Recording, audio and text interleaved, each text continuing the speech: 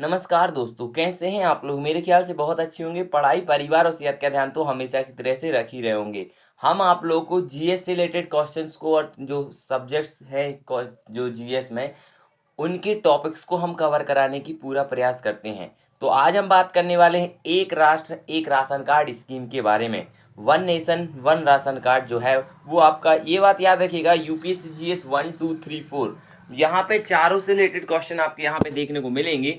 लेकिन अभी जो क्या है, आज हम आपको जीएस 2 से रिलेटेड क्वेश्चन जो पढ़ा रहे हैं, जिसका एक टॉपिक आपका हो जाएगा one nation one ration card, यानी एक राष्ट्र एक राशन कार्ड। और बहुत बार ये भी देखने को मिला है, एक देश एक चुनाव, अलग अलग स्कीम की बात देखने को मिलती है या सुनने में आती है।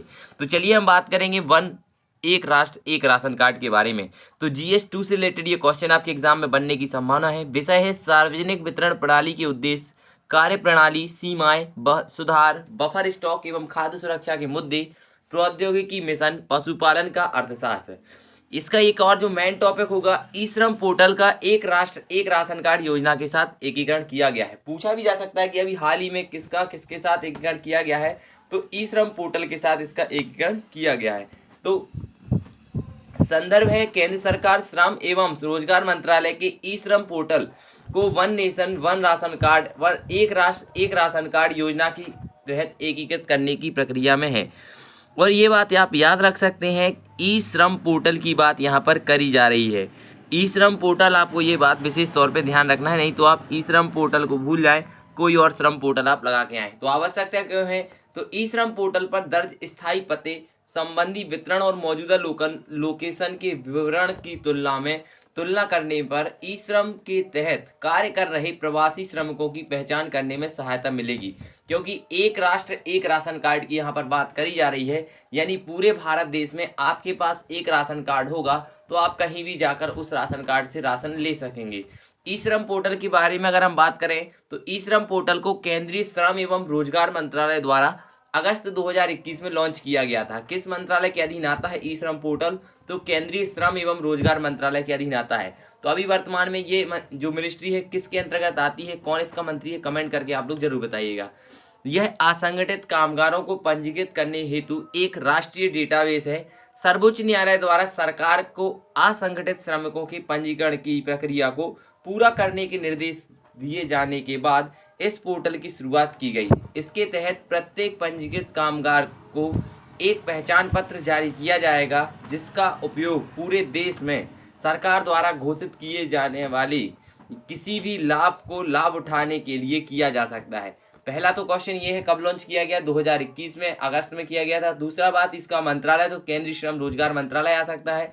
और इसका काम क्या है, असंगठित कामगारों को पंजीकृत करने हेतु एक राष्ट्रीय डेटाबेस तैयार करना, यानी जो पूरे भारत में मजदूर काम कर रहे हैं उनके लिए इसको डेटा एकत्रित देखने को मिलेगा ई श्रम पोर्टल पर। तो one nation one ration card के बारे में अगर हम बात करें, तो one nation one ration card scheme जो है ONORC राष्ट्र योजना का उद्देश्य प्रवासी श्रमिकों और उनके परिवारों के सदस्यों को राष्ट्रीय खाद्य सुरक्षा अधिनियम 2013 नेशनल फूड सिक्योरिटी एक्ट 2013 के अंतर्गत देश में कहीं भी किसी भी उचित मूल्य की दुकान से रियायती राशन खरीदने की सुविधा प्रदान करना है। One nation one ration card योजना को अगस्त 2019 में लॉन्च किया गया था। ये बात आप विशेष तौर पे ध्यान रखेंगे।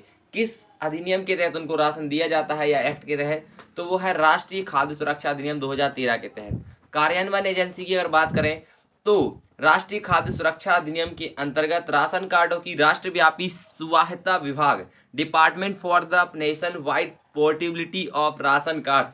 पात्रता कौन रखता है, गरीबी रेखा से नीचे बीपीएल श्रेणी में कोई भी नागरिक देश भर की इस योजना के लाभ पाने के लिए पात्र है। यानी जिसके पास बीपीएल परमिट है या फिर पीला परमिट है या नीला परमिट है, वो इसका पात्र है। One nation one ration card scheme का पात्र वो हो सकता है। आपके एग्जाम के लिए क्या हो जाएगा, TPDS के बारे में, योजना के तहत खाद्य सुरक्षा भत्ता किसे प्रदान किया जाता है, अधिनियम के तहत दंड प्रावधान, मातृत्व लाभ संबंधित प्रावधान, एकीकृत बाल विकास योजना के अवलोकन करिए, माध्याह्न भोजन MDM योजना का अवलोकन, योजना के तहत पात्र परिवारों की पहचान।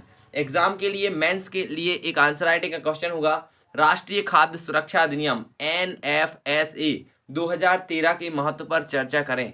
इंस्टा जिज्ञासु, यदि आपको ज़्यादा कुछ एक अपने मन में एक्स्ट्रा लगता है तो विश्व व्यापार संगठन की शब्दावली में सामान्य रूप से सब्सिडी की पहचान बॉक्स द्वारा की जाती है, जिन्हें ट्रैफिक लाइट के रंग दिए जाते हैं। हरा जो है अनुमति, तृणमणि या एम्बर धीमा यानी कि कम करने की आवश्यकता, लाल या निषिद्ध। इसके बारे में अधिक जानकारी के लिए आप पढ़ सकते हैं। यानी विश्व व्यापार संगठन में शब्दावली जो है वो कैसी है, जो आपने ट्रैफिक लाइट देखी होगी, ग्रीन, हरी और पीली। जो ग्रीन है वो एक अनुमति देता है कि हाँ इनको राशन कार्ड मिलना चाहिए। जो रेड है वो ये अनुमति नहीं देता है कि इनको राशन कार्ड मिलना चाहिए। और जो येलो है वो एक बीच में थोड़े स्टार्ट होने की और रोकने की बात यहाँ पे देखने को मिलेगी। तो एग्ज़ाम के लिए आप यहाँ पे पढ़ सकते हैं, बहुत बहुत अच्छा लगेगा आपको एग्ज़ाम में, और एक मोटिवेशन और एक आपको नॉलेज के लिए भी अच्छा लगेगा। तो आई होप कि आपको ये लेक्चर अच्छा लगा होगा। लाइक शेयर एंड सब्सक्राइब जरूर कीजिएगा। और मैं आपको बता दूं कि ये आपकी जीएस रिलेटेड क्लास चल रही है, और आप एक बार कमेंट में हमें ये सजेस्ट करिए कि हम अपने चैनल का नाम क्या रखें।